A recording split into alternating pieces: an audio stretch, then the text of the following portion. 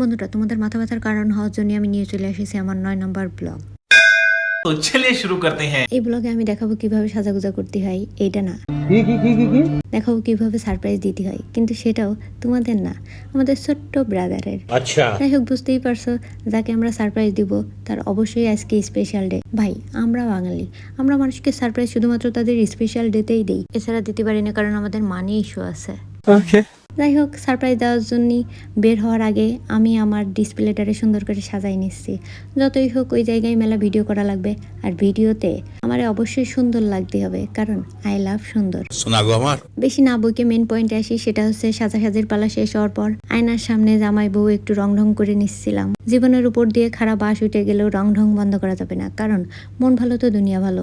ঠিক বলেছেন। এরপর আমরা বাসার সেফটি এনশিওর করে রওনা দিয়ে দিছি ঠিক আছে, समझ गया। এবং পৌঁছাইও গেছি, কিন্তু সেটা অনেকটা পথ পাড়ি দিয়ে জ্যাম ঠেলে।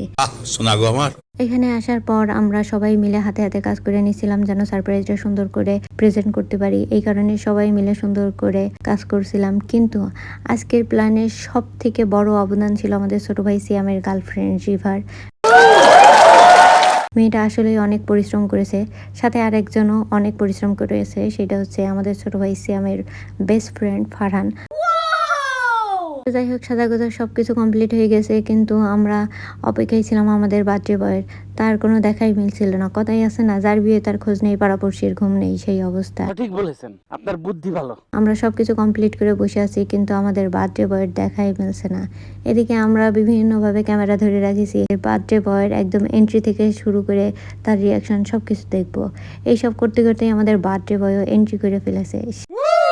এই জায়গায় একটা মজার বিষয় বলি, সেটা হচ্ছে কি যে আমরা আমাদের বার্থডে বয়কে এক্সাক্ট 12টার সময় ডাকিনি, ওরে আমরা ডাকিছি 12:15 বা 20-এর দিকে, কারণ আমরা চাইছি ওরে যেন আমরা বুঝতে না দেই যে আমরা ওর জন্য সারপ্রাইজ প্ল্যান করেছি। ঠিক আছে, আর ও যেন মনে করে ওর জন্মদিনের কথা কেউ মনে রাখেনি, সবাই ওর জন্মদিনের কথা ভুলে গেছে, কেউ ওর জন্মদিনে উইশ করছে না, এমনকি ওর গার্লফ্রেন্ডও ওর জন্মদিনে উইশ করছে না।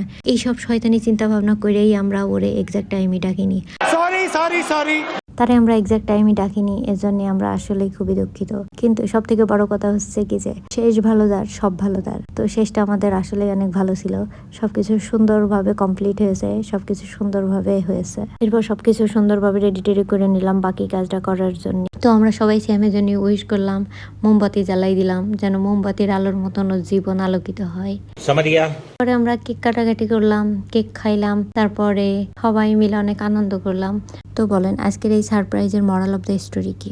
আচ্ছা, আপনাদের বলা লাগবে না, আমিই বলি। মনে করেন যে আপনাকে কেউ যদি সত্যি অনেক ভালোবাসে, তাহলে সে আপনার জন্য ছোট হোক বড় হোক, এই ছোট্ট ছোট্ট সারপ্রাইজগুলো অবশ্যই রাখবে, কারণ আমরা সবাই সারপ্রাইজ পাতি পছন্দ করি। এটা খুবই স্বাভাবিক যে আমাদের কেউ সারপ্রাইজ দিলে অনেক ভালো লাগে। তো যদি সে আপনাকে আসলেই ভালোবাসে, তাহলে সে আপনাকে অবশ্যই এই সুন্দর সুন্দর মুহূর্তগুলো আপনাকে গিফট করবে। কিন্তু যদি সে আপনাকে ভালোবাসে না, বা কম ভালোবাসে, বা আলগাপিড়ি দেখায়, সেক্ষেত্রে সে বলবে যে এগুলা ভালোবাসা প্রকাশ বলে না, এইগুলা করতেই হবে, এটার কোনো মানে নাই, এগুলো ওয়েস্ট অফ মানি, ব্লা ব্লা ব্লা বিভিন্ন কথা বলবে। বাট অ্যাকচুয়াল সত্য হচ্ছে যে আপনাকে ভালোবাসে, সে আপনার জন্য ছোট ছোট অনেক কিছুই করবে, যেটা আসলেই আপনার জন্য ভালো লাগার। যাই হোক, অনেক বেশি জ্ঞানের কথা বলে ফেলেছি, যেটা আমার সাবজেক্ট না।